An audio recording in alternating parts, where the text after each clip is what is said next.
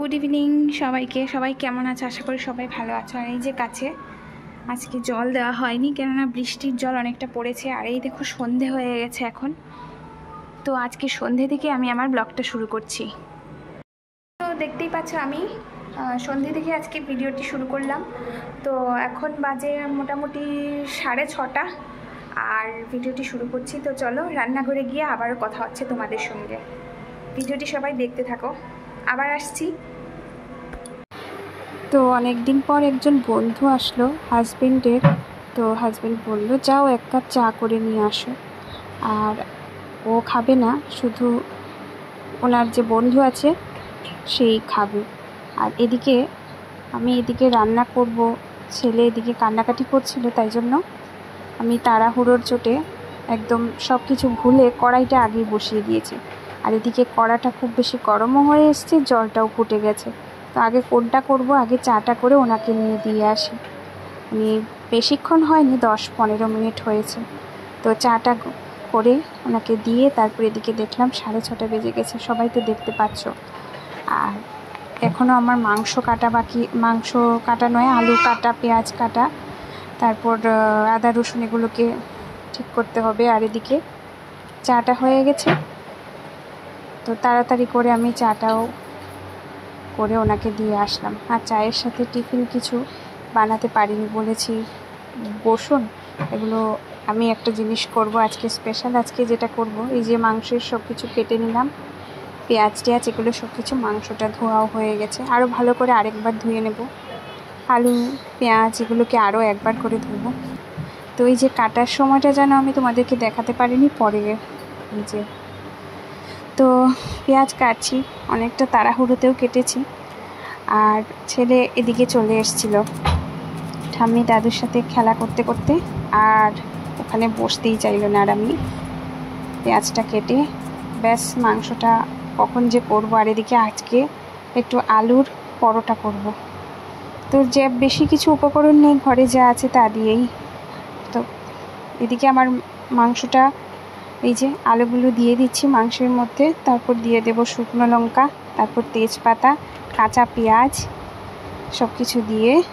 আর ওসব যে কি করে না ম্যারিনেট, ওগুলো করছি না, কেননা দই ঘরে নেই, ওগুলো করতে হলে তো দই লাগবে।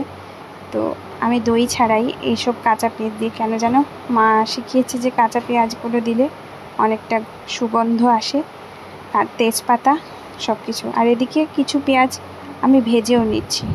তো মশলার জন্য যেন কিছু পেঁয়াজ রেখে দিয়েছি, আর কিছু পেঁয়াজ তেলে ভাজবো।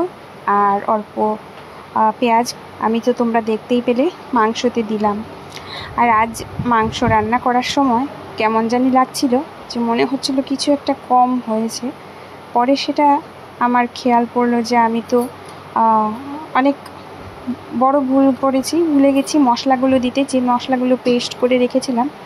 এই যে সময়টা তোমরা দেখতে পাচ্ছ, তখন কিন্তু আমি কোনো মশলা দেইনি, মশলার পেস্টটা ভুলে আমি ওখানটায় রেখে এসেছি, আর ওখান থেকে নামিয়েও আনিনি, আর দিতেও ভুলে গেছি। তো তাড়াহুড়োর চোটে আলুর পরোটা বানাবো, ওটা চিন্তা করছিলাম। যেন আজকে নতুন ট্রাই করছি, টিভি দেখে, ইউটিউব থেকে শিখেছি।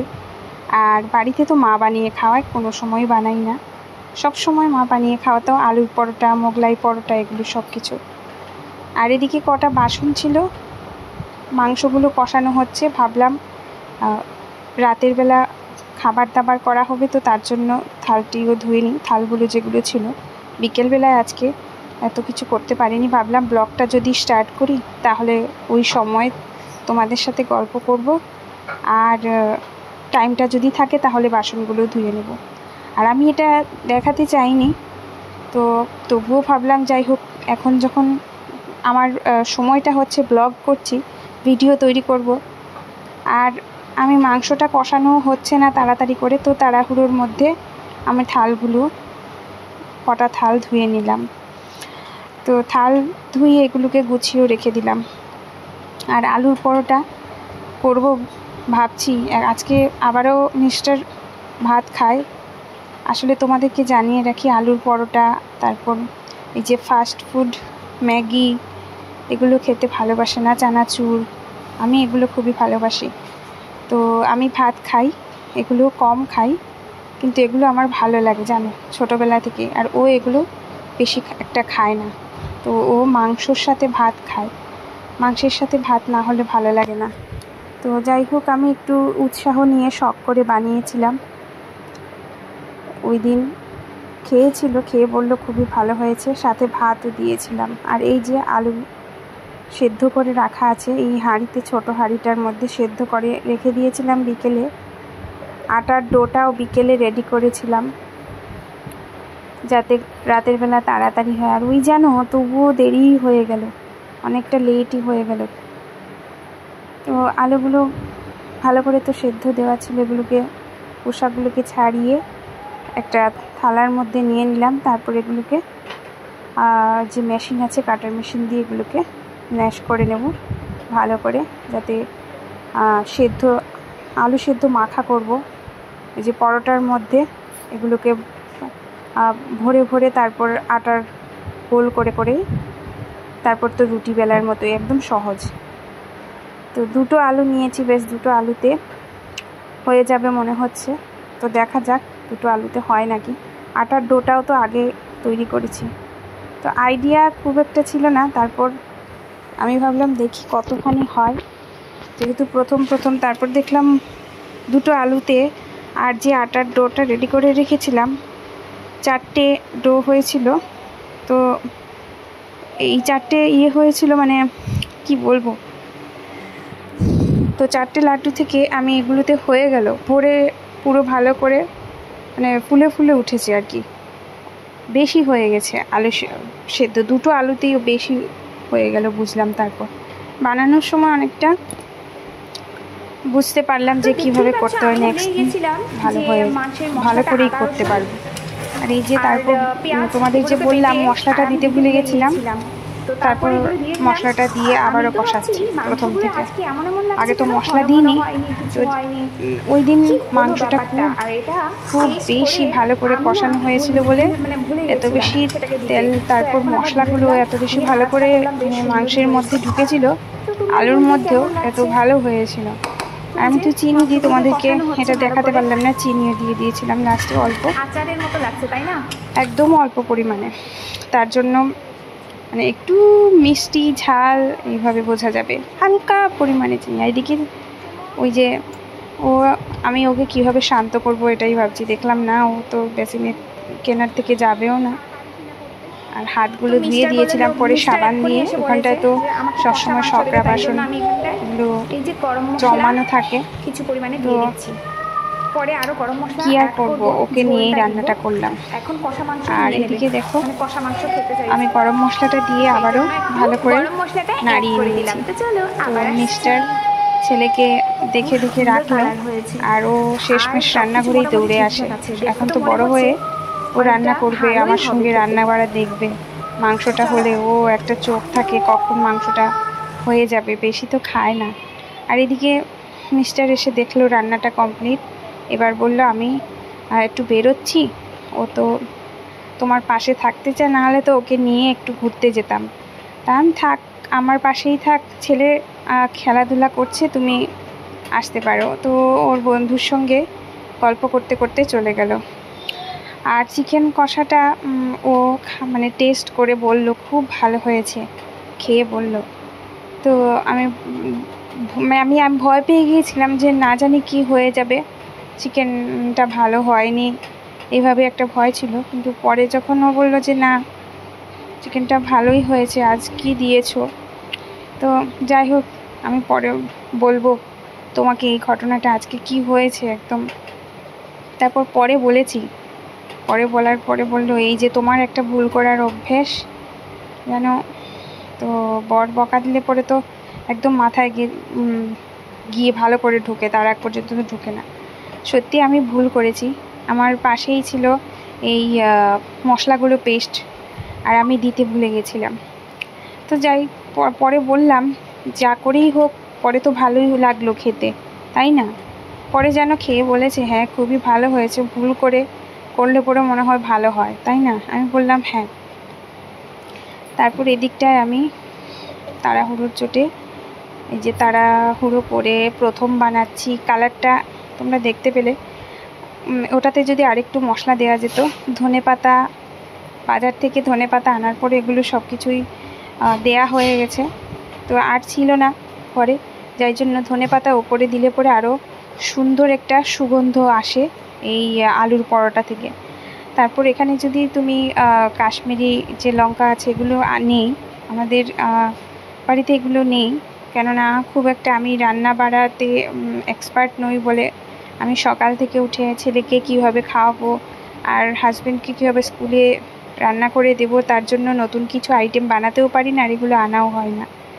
আর যা থাকে তা দিয়েই হয়ে যায়, এই ধরো হলুদ, তারপর জিরে গুঁড়ো, নুন, এগুলো তো সবার ঘরেই পাওয়া যায়, আর এগুলো দিয়েই আমি করে নিলাম। তো কাশ্মীরি যে মির্চ আছে এটা যদি তোমরা একটু ব্যবহার করো তাহলে এই যে আলুর যে পুরটা, যে আলুর পুরটা যে তৈরি হলো সেটা কিন্তু একটু কালার আসবে আর দেখতে বেশ ভালো লাগে। তো আমি দেখেছি ইউটিউবে ভিডিওতে অনেক সুন্দর কালারটা আসে, আমার কালারটা আসেনি। তো যাই হোক, খেতে মোটামুটি একটা হয়েছিল, খুব একটা যে ভালো হয়েছে তা নয়। এই রুটি মনে হচ্ছিল জানো, আলুর পরোটা বলে মনে হচ্ছিল না। তো এই যে আমি যে বললাম আলুর যে ভালো করে যে পুরের মধ্যেই সব কিছু আলুর পরোটাটা, তারপর এগুলো সব কিছু বেলার পর আমি একটু উপর থেকে এই একটু মানে ঘি ছড়িয়ে দিলাম আর কি, দিয়ে ভেজে নিয়েছিলাম। ঘিটা প্রচুর থাকে, কেননা আমি খুব বেশি ভালোবাসি নিরামিষ তরকারিতে ঘি, আর সবসময় ঘিটা অনেক বেশি ভালোবাসি, সেই জন্য ঘিটা তোমরা সবাই আমার কাছে সব সময় আসলেই পাবে, রান্নাঘরে ঘিয়ের অনেকটা বয়ম আছে। তো আর যে ময়দাগুলো একটু বেশি না দিলে হবে না, তোমরা যারা বাড়িতে করতে চাও, নাহলে থালায় লেগে যাবে। আর যদি একটু তেল ব্যবহার করে করো তাহলেও মোটামুটি ময়দাটার পরিমাণ একটু কম হলেও কিছু হবে না, তেলটা লাগিয়ে যদি করা যায়। আর এই যে উপর থেকে কালো জিরা সবগুলোতে দিয়ে দিয়েছি, কালো জিরে গুঁড়ো যাতে ভালো করে মানে রুটির মধ্যে ভালো করে চিপকে যায় তার জন্য বেলনি দিয়ে আরেকটু ভালো করে উপর থেকে নাড়ালাম, আর একে একে সবগুলো এই যে রুটিগুলো ভেজে নিলাম। তো এপাশ ওপাশ করে করে ভাজলাম। তো এই যে আমার সব কিছু কমপ্লিট হওয়ার পরে ভাতটাও করে নিলাম, সেটা আমি ভিডিও করতে পারিনি। গরম ভাত করে নিয়েছি, আর মোটামুটি যেন 2 ঘন্টা লেগে গিয়েছিল। তো চটজলদি তো কিছু হয় না, অনেক তাড়াহুড়ো করেও 2 ঘন্টা তো লাগবে। আর ছেলের জন্য সবচেয়ে বেশি মানে ভেতরটায় একটা ধুক করতে থাকে। তো তারপরে অনেকটা পরিশ্রম হয়ে গেছে, ছেলের পেছনে দৌড়ে দৌড়ে খাওয়ার দাওয়ার খাইয়ে দিলাম, আর হাজব্যান্ডকে ভাত আর মাংসের কষা দিলাম, সাথে লেবু, কাঁচা লঙ্কা এগুলো দিয়ে ওর ভালোই খাওয়া হয়েছে রাতের বেলা। আর তারপর আমার রান্নাঘর ফ্রেশ করার বাকি ছিল, ভালো করে মুছে রাতের বেলা সব কিছু ঠিকঠাক করে রেখে দিয়েছি যাতে সকালে উঠে রান্নাটা করতে পারি। তো এখানেই আমার ভিডিওটি শেষ হবে। তোমরা সবাই কমেন্ট করে জানিও প্লিজ কেমন লাগলো, আর আমার পাশে থেকো সব সময়, আমার সুখ দুঃখে হাসিতে সব কিছুতে পাশে থেকো। চ্যানেলটিকে সাবস্ক্রাইব করে দিও, আর একটা লাইক কমেন্ট করে দিও। সবাই অনেক ভালো থাকবে, সুস্থ থাকবে। আবারও ভিডিওতে দেখা হবে তোমাদের সকলের সাথে। বাই।